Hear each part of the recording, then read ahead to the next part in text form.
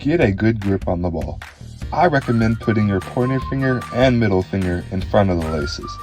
Then you will put your ring finger, 2 slots or gaps down on the laces. Your thumb should rest on the side of the football, and your pinky should be placed where it is most comfortable to you. You will also want to have a small gap between your palm and the ball when holding it.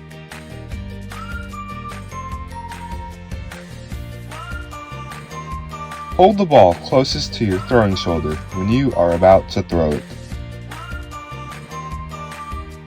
Keep your non-throwing arm tight and close to your body when throwing it. Do not let your arm go out to the side, as it could cause the ball to not go in a straight line.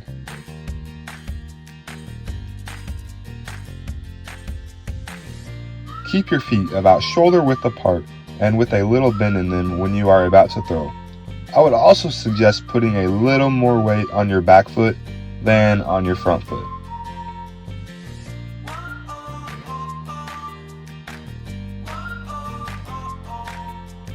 Make sure to face your chest to your target when throwing.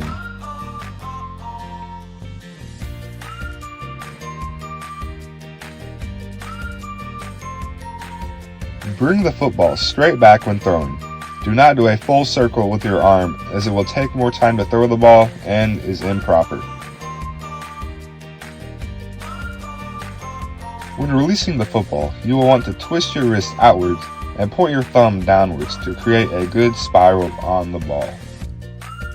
If you know what a curveball is in baseball, it is basically just the opposite of twisting your wrist. You're twisting it the opposite direction. You want your thumb down, not up.